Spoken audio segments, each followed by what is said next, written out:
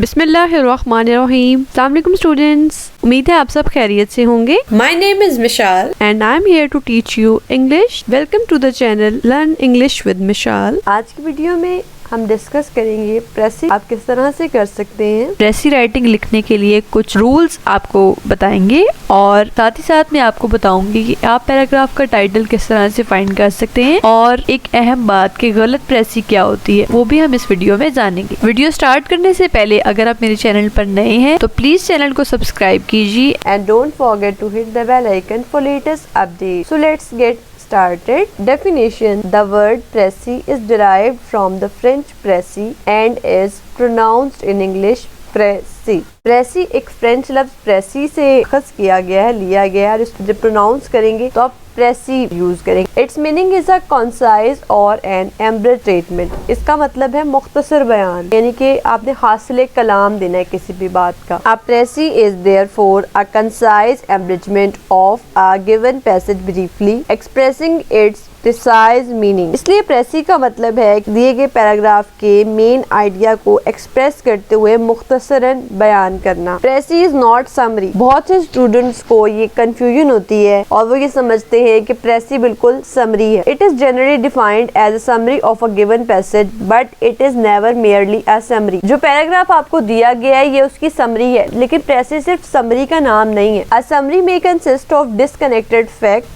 Summary में मुंतशिर हकाइक की बात होगी। A precis should be connected and well knit piece of composition. जबकि प्रेसी में आपने जो भी बात करनी है वो आपस में लिंक कर रही हो, सेंटेंसेस की आपस में कोहेरेंस हो, यानी कि मुताबिकत रखते हो जुमले आपस में। It should be free from inelegance of diction and style. We can therefore say that a precis is a summary of any piece of printed, written or spoken matter containing all the essential point of the given piece and possessing nearly all the qualities of a piece of original composition। हम कह सकते हैं कि प्रेसी एक कोई भी आपके पास जो प्रिंटेड है, रिटन है या स्पोकन मैटर उसकी समरी है, लेकिन उसमें तमाम जो ओरिजिनल कंपोजिशन में क्वालिटीज होंगी, जो उसके एसेंशियल पॉइंट्स होंगे, प्रेसी में आपने लाजमी तौर पर वो बयान करने हैं। यानी कि आपने इन बातों को मद्देनजर रखना। सिस्टमैटिक डेवलपमेंट ऑफ थॉट मतलब कॉन्सेप्ट है, जो भी स्टेट ऑफ माइंड है उसको आपने सिस्टमैटिकली डेवलप कर रहा है। मतलब आपने हर बात को डायरेक्टली अपने कंक्लूजन पे नहीं पहुंच जाना, मतलब आपने स्टेप बाय स्टेप हर चीज को लेकर चलना है। आपने देखना है कौन से पॉइंट्स इसमें मिसिंग है, कौन से पॉइंट्स इसमें अहम है और किस तरह से पैराग्राफ को लिखा गया है, सुन रहे हैं या पढ़ रहे हैं, वो किस सीक्वेंस में है, किस एलिगेंस के साथ लिखा गया, किस स्मूथनेस के साथ लिखा हुआ है। इन सब बातों को आपने माइंड में रखना है। Clear? Steps for प्रेसी writing. Precis writing करने के लिए कुछ स्टेप्स है, जिन स्टेप को फॉलो करते हुए आप इजीली प्रेसी राइटिंग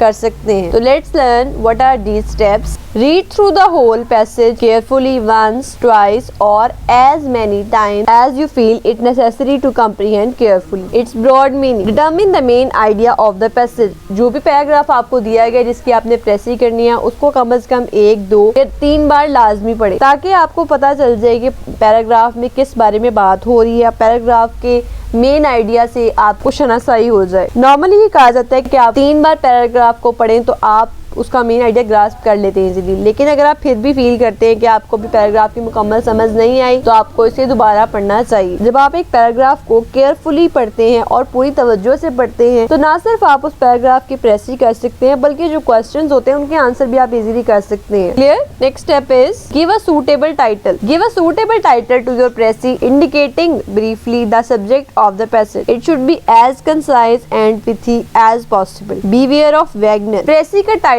जरूर लिखें। हो सकता है आपसे एग्जामिनर उसके मुतालिक ना पूछे, लेकिन उसके बावजूद आपने उसका टाइटल लाजमी लिखना है। और दूसरी बात ये कि आपका टाइटल कंसाइज होना चाहिए और एक लंबा सेंटेंस ये नहीं होना चाहिए कि आपने एक पैराग्राफ में लॉन्ग सेंटेंस देख लिया तो आप कहें जी ये मुझे बहुत सूटेबल टाइटल लगा है, that will be considered wrong. तो ऐसा आपको नहीं करना। आपने जो टाइटल है वो आपका शॉर्ट होना चाहिए लेकिन ब्रीफ होना चाहिए। Clear? Let's discuss its third step, point sub heading. Read the passage again and again and jot down the salient point. Paragraph को पढ़ें और जो जो आपको उसमें अहम बातें लग रही हैं उसको या तो आप हाईलाइट कर लें या फिर आप उसे कहीं लिख लें तो वो ज्यादा अच्छा है। If the original passage consist of paragraph, find title for each paragraph and these titles may serve as sub heading to your main title. जिस पैसेज की आपने प्रेसी करनी है उसमें पैराग्राफ है तो आप कोशिश करें हर पैराग्राफ को एक टाइटल दें, शॉर्ट टाइटल दें, और फिर वो जो शॉर्ट पैराग्राफ को आपने टाइटल दिया होगा वो उसकी सब हेडिंग बन जाएगी। और ये बातें आप तभी कर सकते जब आप पैराग्राफ को बार बार पढ़ेंगे। बार बार पैराग्राफ को पढ़ने के बाद आप इस काबिल हो जाएंगे कि आप सेलिएंट फीचर्स को लिखेंगे एक साइड पे और फिर उसको वो आपकी सब हेडिंग होंगी। Clear? Read the original again. The reading will give you a correct impression of the relative importance of the ideas in the original. If it doesn't, the skeleton plan must be corrected. If the writer of the passage emphasizes a certain point, you are also required to emphasize that point. And if he has not developed a certain point, you are not required to develop it. अब आप paragraph को दोबारा पढ़ें और जो जो बातें आपको लगता है जिनको ज्यादा इंपॉर्टेंस दी गई है आपने भी उनको ज्यादा इंपॉर्टेंस देनी है, और जिस बात को ज्यादा इंपॉर्टेंस नहीं दी गई उसको आपने भी ज्यादा इंपॉर्टेंस नहीं देनी। और जब आप रीडिंग करेंगे आपने कुछ सेलिएंट फीचर्स निकाले हैं, कुछ अहम बातें आपके माइंड में आई हैं, जब आप टेक्स्ट को दोबारा से पढ़ेंगे, रीड करेंगे तो आप हो सकता है कहीं पर आप गलती पर हो, ओरिजिनल पैसेज को दोबारा पढ़ने से आप उसे भी करेक्ट कर सकते हैं। Clear? Put original away and write out draft. After having read the passage carefully, having supplied a title and sub headings and having revised the skeleton plan, you are now in a position to write out a rough draft. अब आपने text जो original पढ़ा था उसको आप side पे रख दें, पढ़ा पैराग्राफ को, उसके बाद आपने टाइटल दिया, फिर आपने सब हेडिंग्स बनाई, आपने एक प्लान बनाया किस तरह से आप प्रेसी राइटिंग करेंगे। अब आपने उन पॉइंट्स को मद्देनजर रखते हुए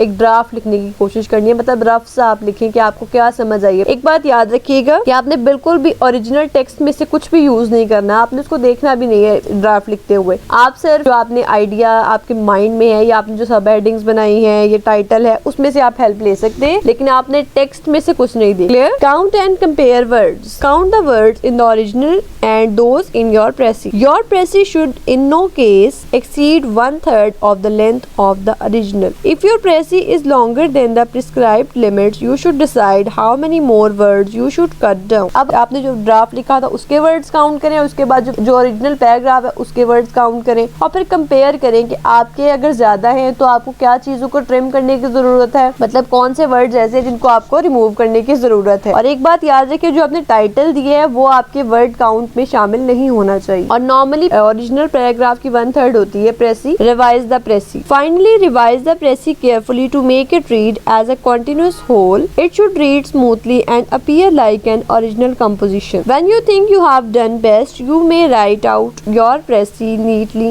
and carefully. Keep as nearly as possible to the same average of words to a line so that it might help you in counting the words of the précis. State at the end the exact number of words used by you in the précis. अब आपने क्या करना है, जो आपने प्रेसी लिखी है उसको रिवाइज करें और उसके बाद आपने इस तरह से लिखना है, ऐसा न लगे कि आपने कुछ कहीं से कॉपी किया हुआ है या आप किसी का आइडिया ले रहे, बल्कि ऐसे लगे कि आपने खुद से सारा कुछ लिखा हुआ है। इट मीन्स कि आपकी सेंटेंसेस में कोहेरेंस होनी चाहिए, आपके सेंटेंसेस में मुताबिकत होनी चाहिए और वो बिल्कुल एक ओरिजिनल कंपोजिशन की तरह लिखे। लेकिन आपने ओरिजिनल टेक्स्ट में पैराग्राफ में से आपने कुछ वर्ड कॉपी नहीं करना। दूसरी बात ये कि जब आपको लगता है कि आपने बिल्कुल सही तरीके से लिख ली है तो आप फिर उसे नीटली किसी पेपर पे लिख सकते हैं और कोशिश करें कि आप जितने वर्ड्स हैं आपके ओरिजिनल पैसेज के बराबर हो। इसका एक ये तरीका है कि आप देख लें एक लाइन में उन्होंने कितने वर्ड्स लिखे हुए हैं, मतलब प्रिंटेड फॉर्म में है ये जैसे भी हैं, तो आप भी फिर कोशिश करें उतनी लाइन में उतने ही वर्ड्स हैं ताकि आपको काउंटिंग में आसानी हो। और आप लास्ट पे लिख भी दें कि आपने अपनी प्रेसी में कितने वर्ड्स इस्तेमाल किए हैं। Clear? No, nothing foreign should be introduced into precis, nor addition should be made even though you know much more than what the passage contain. आपने पैसेज में खुद से कुछ ऐड नहीं करना। हो सकता है कि जो जिस पैराग्राफ के बारे में बात हो रही हो या जिस पॉइंट के बारे में बात हो रही हो आपके पास उससे ज्यादा नॉलेज हो उसके बारे में, लेकिन आपने प्रेसी में वो बिल्कुल भी ऐड नहीं करना। जो जिस पैराग्राफ की आप प्रेसी कर रहे हैं उसमें जो पैराग्राफ में लिखा हुआ है आपने सिर्फ उसी आइडिया को प्रिसाइजली बयान करना है। Be particularly careful about your language. आपने अपनी लैंग्वेज के बारे में बहुत केयरफुल होना है। आपने कोई ऐसे वर्ड नहीं इस्तेमाल कर देने कॉम्प्लिकेटेड जो कि बिल्कुल किसी को समझ ना आए। आप कोशिश करें कि सिंपल लैंग्वेज यूज करें। आपकी लैंग्वेज सिंपल होनी चाहिए और क्लियर होनी चाहिए रीडर के लिए, और आप ऐसे कोई कॉम्प्लिकेटेड वर्ड्स इस्तेमाल ना करें। क्लियर? रूल्स फॉर प्रेसी राइटिंग, यानी कि प्रेसी राइटिंग लिखने के लिए कौन से अहम रूल्स हैं जो कि आपको माइंड में रखने हैं। तो आइए जानते हैं वो कौन से रूल्स हैं। Read the given paragraph and note the important things. Paragraph को आपको दिया गया जिसकी आपने प्रेसी करनी है, उसको अच्छी तरीके से पढ़ें और जो बातें आपको लगती हैं इम्पोर्टेंट हैं उनको हाईलाइट कर लें, कहीं पे नोट कर लें या फिर अंडरलाइन कर लें। Clear? Precis is 1/3 part of the original paragraph. अब पैराग्राफ जितना भी है, लेंथी है, शॉर्ट है, जितना भी है, आपने जब प्रेसी करनी है तो वो ओरिजिनल पैराग्राफ का 1/3 लाजमी होना चाहिए। और इसके अलावा अगर आप पेपर में आपको एग्जामिनर ने कोई लिमिट दे दी है तो आपने उसके मुताबिक प्रेसी करनी है। Precis tense should be like paragraph tense. जो पैराग्राफ आपको दिया गया है जिसकी आपने प्रेसी करनी है, अगर वो पैराग्राफ पास्ट टेंस में है तो आपने प्रेसी भी पास्ट टेंस में करनी है। अगर पैराग्राफ प्रेजेंट टेंस में है तो आपने प्रेजेंट टेंस में ही प्रेसी करनी है। आपने चेंज नहीं करना टेंस को। जो ओरिजिनल पैराग्राफ का टेंस है आपने लाजमी प्रेसी वो ही टेंस में करनी है। क्लियर?